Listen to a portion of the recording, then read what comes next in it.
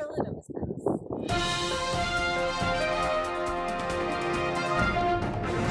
We're the Philadelphias. I'm John Rock. Jamie. Jacob.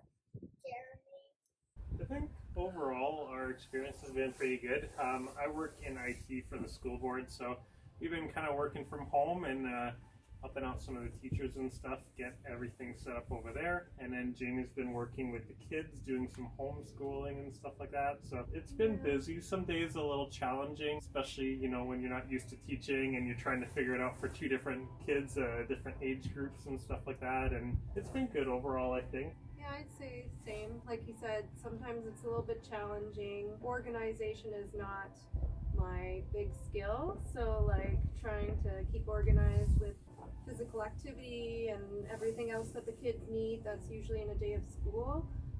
It can be difficult to get all that in. Got a schedule kind of down for that, so it helps. Yeah, we're in a routine for the most part now. I'm enjoying it, but I really wish I could see my friends at school still. My favorite part is probably being able to spend more time with mom and dad.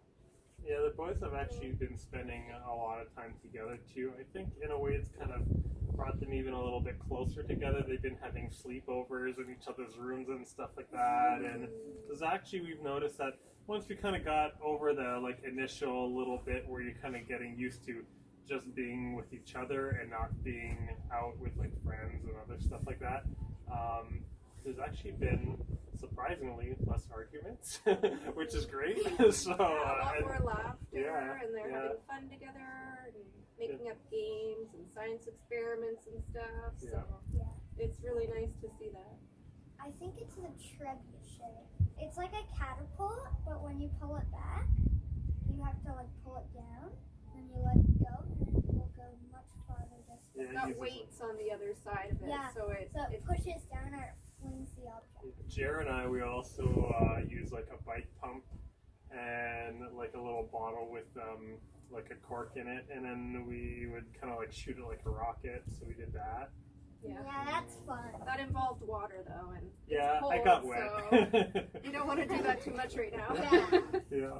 Maybe when it's warmer. We've built a few things though. Jared and I, we ended up building a workbench for him out of some old skids. So now we just gotta stain it. I've been reading a lot. It's always been my most favorite activity since I was little. And I've been watching with the new videos. It's called Science Max. Science Max. They also got into this one YouTube channel called Art Hub for Kids or something like that. And then they do guided drawings. A lot of mornings they would spend kind of drawing pictures and stuff like that. And they've actually gotten pretty good at a lot of them. My favorite was definitely either the dragon or the peregrine pelican. Yeah, their walls are pretty full of pictures right now. Yeah. We had to get some extra tape from the dollar store so that we could hang them all up, right? Yeah, Jake's he's always been really into reading too, like he mentioned, and a lot of Geronimo Stilton books. But since he's gone through all of his books, he actually the other day actually picked up the one Bible that we got for him, and he's like, "This is the only book in my room that I haven't read, so I'm gonna start reading this." And he's read all of Genesis, and he's into Exodus so far. So Exodus 11. yeah. I've got to work on my Greece book from the Greece missions trip we had last summer. I'm making an online photo book for that, and I'm just about finished, so I'm really excited to see that when it's done. Well, Jamie and I, we started, we kind of have a couple different studies going on right now. We do one at the dinner table, usually a couple nights a week with the kids. Devotional Yeah, studies, so it kind of takes them through, the one that we're doing right now is covering the Old Testament, and then we have a separate one for the New Testament. But it's kind of neat in the way that it does it. It starts with a reading, and then there's questions that we ask for the kids, and it always ends up reconnecting something from the Old Testament to show how it points forward to Jesus, which is great to kind of see that connection over time throughout the different stories in the Bible. So that's a really good study that we've been doing for quite a while with them now. Yeah. And then Jamie and I, we've been reading through Revelation. Also, every once in a while we'll check out like some of the videos on Bible Project? Yeah, the Bible Project, which is really Yeah. cool. I like how that how the Bible Project does a lot of the videos too, because they have ones around like certain themes that carry through from book to book, and they're really good at kind of showing how that happens, and it kind of brings it to life in a way that often when you're just reading a chapter at a time kind of thing that you miss some of those things. So I'd say definitely like one of the positive changes is the boys have kind of grown closer together through this, like we mentioned a little bit. Yeah. That's been really good. Even like some friendships like with neighbors and stuff like that, because it's like, although like you can't be hanging out as much, it's like, you know, you see people and it's like, oh, I just want to talk to somebody because I'm in the house all day long. So you tend to kind of talk with neighbors and stuff more. And like we have some great neighbors around here, and one of the neighbors across the street, like sometimes she'll like take Jer for like a bike ride around like the neighborhood, even because it's like you're still far enough away, but it's like it's kind of great to do that kind of stuff. So it still feels like you're playing with somebody, even though you're socially distancing, kind of thing. So And we've also been taking walks with Grandma. We'll meet somewhere, and she walks on one side of the street, we're on the other, and we Yeah. just chat as we walk down the street. Doesn't feel like we're as far apart, I guess. Mhm. As far as marriage goes, like I find that we still spend, like we might get a little more time together because you are home, and so he'll pop up for like a coffee, or at lunchtime I see him. But overall, he's just down in the office doing his work, and I'm with the kids, so we don't get a whole lot more time together. But yeah, I don't find that it's any more strain on our marriage at all. Like the major area of like strain is really when it comes to like some of the schooling, because of the extra work involved. Like even little things, like before, you know, kids would do their homework, you just put it in the backpack and send it to school. Now it's like, okay, I gotta take a picture of this, I gotta upload it to the computer, I gotta send it, I gotta send emails to the teachers, and like all these extra little things that kind of get added. So like we try and tag team that kind of stuff, because our kids, they go to a French school, and I'm more like the fluent French speaker. Jamie, she could kind of make her way through, but she's definitely not fluent in French. So sometimes I'll have to kind of step in and try and help some more with some of the homework activities and that type of thing. But I've been also helping Mom translate. I guess one of the other positive things too is that the boys have been helping out more around the house too. They want to start getting some allowance, so they've been doing things like emptying the dishwasher, Cleaning the table. folding clothes and stuff like that. So all those extra little things, they help, and yeah. and it's they even been- help each other out with that. Like Yeah. one boy will put the other boy's clothes away in his room, or vice versa, and that's really nice to see too. Little random acts of kindness, right? I've been saving up for this one marble run that I really like, and currently I've saved up about $160. Not just throughout the coronavirus period Yeah. there, but he's been saving it for a while there. Yeah, birthdays, Christmas, when he gets money. He doesn't usually spend a lot of money, so Only on like little things sometimes, like when we go to the zoo or something. Yeah, and one of the other things that's been really good too, like kind of coming back to the marriage question there, is I've been kind of involved with helping out getting a lot of like the live streaming stuff set up at our church and that. So Jing's been really gracious to kind of allow me some of the time needed. So often, like for a lot of the learning stuff, I kind of tend to do it like in the evenings after like the kids are in bed, or even after Jamie's gone to bed.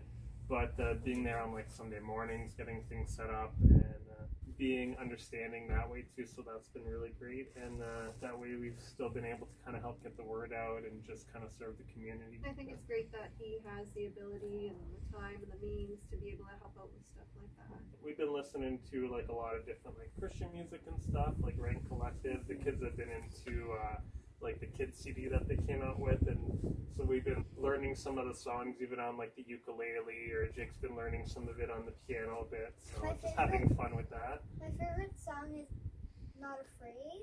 I kind of like the beat to it. It's got good words Yeah, too. It's like it's kind of talking about like not being afraid of the dark.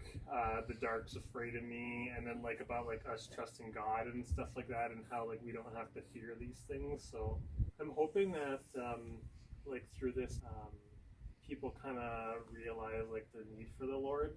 I find that like if you look throughout Scripture, you see like this pattern where it's like people tend to fall away from God, and then tragedy comes into their life, and then it basically makes people realize that, hey, you know, that I do need to trust in God, and I need to rely on Him, and I can't do this on my own.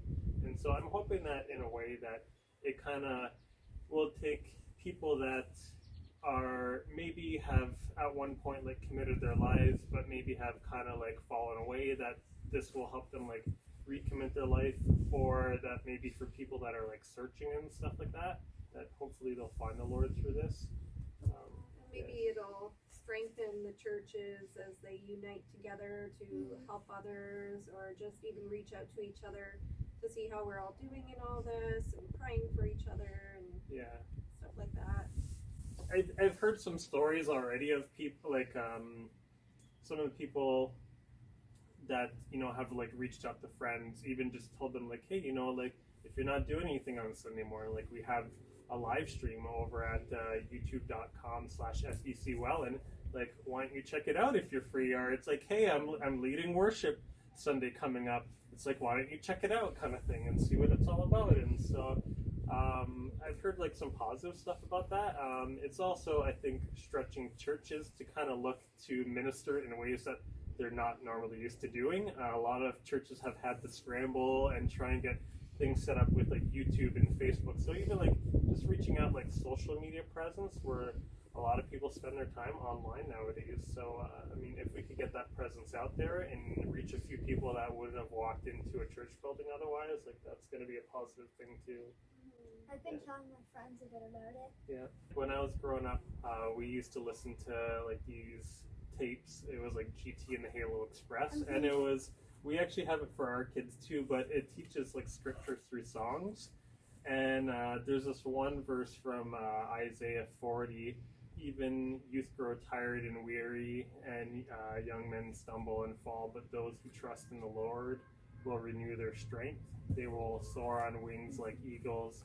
They will run and not grow weary. If we place our hope and our trust in the Lord, that He will renew our strength. And it's like, you know, being in confinement, first little while, it's like, hey, I get to work from home, whatever. It's like, I get to sleep in a little bit extra longer. But after you've been in confinement for like over a month, it's like you really long, like just like that personal connection, and you start to get like tired of being home all the time, right? So sometimes we don't ask for things because like we think that we have it all together sometimes, right? But you see like how, you know, we put our trust in like technology, we put our trust in like finances, we put our trust in all of these different things, and something so minuscule as a virus that you can't even see with the naked eye kind of makes us realize that we're not in control, and really like we need to put our trust in something else, and that something is God, and that we need to ask Him, and we need to turn to Him in prayer. And if we don't ask, then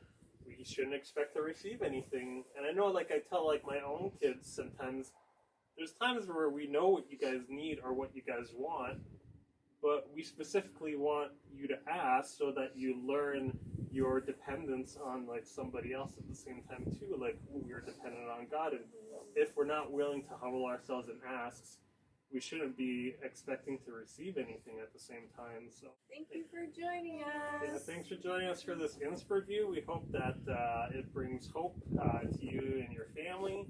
And you know what? Consider subscribing to our YouTube channel. You can find us at youtube.com/FBCWellen. And yeah, just check out some of the other videos that we have too. There's sermons and other Inspir-Views that you could find from other families in our congregation. So yeah.